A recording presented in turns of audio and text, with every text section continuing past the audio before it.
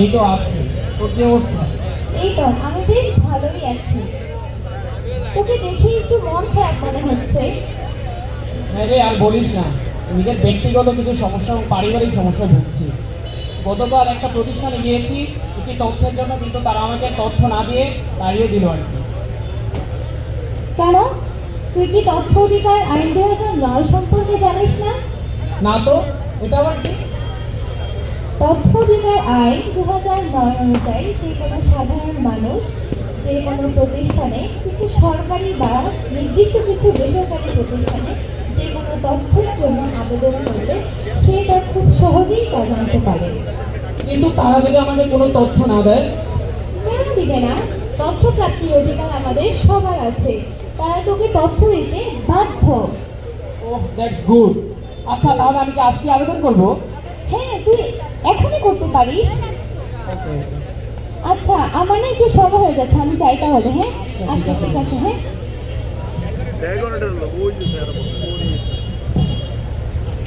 আরে ভাই, দেখে শুনে হাঁটবেন না, তারা উড়ে কিসের? কোনো সমস্যা? দুঃখিত ভাই, চিন্তা ছিলাম তো, ওই জন্য লেগে গেছে। আচ্ছা, কি বিষয় নিয়ে বলা যাবে? সম্ভব হলে সহযোগিতা করবো। ভাই একটা ফর্ম দিয়েছে, কিন্তু ফর্মটা কিভাবে পূরণ করতে হয় তা আমি বুঝতেছি না আর কি। আচ্ছা, দেখি আমি। ভাই এই যে একটু দেখুন তো প্লিজ। এটা তো ফর্ম ক। আচ্ছা, এটা তো ফর্ম ক। আসলে আপনাকে বুঝিয়ে দিচ্ছি কিভাবে কি করবেন। ওকে ওকে। এখানে হচ্ছে বরাবর উপপরিচালক নাম এবং পদবি। এখানে হচ্ছে দায়িত্ব প্রাপ্ত কর্মকর্তা, দপ্তরের নাম এবং ঠিকানা। এখানে হচ্ছে আবেদনকারীর নাম এবং ঠিকানা সবকিছু, এখানে আপনার সবকিছু লিখবেন। তারপর হচ্ছে কি ধরনের তথ্য চাচ্ছেন ওইটা সম্পর্কে লিখবেন। আমি যা যা বলছি আপনি কি বুঝতে পারছেন? জি ভাইয়া, জি। সত্যি আপনারা আমাকে অনেক বড় একটু উপকার করবেন।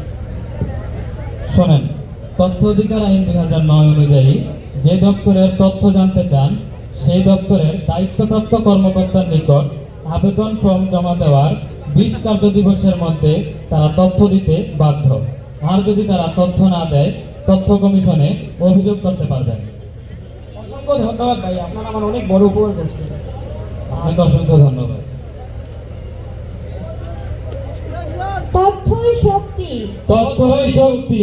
জানবো, জানাবো জানবো, জানাবো, এবং দুর্নীতি রুখবো। দুর্নীতি রুখবো। আপনারাও যদি চান যে কোনো তথ্যের জন্য আবেদন করতে পারেন ক ফর্মের মাধ্যমে। ধন্যবাদ সবাইকে।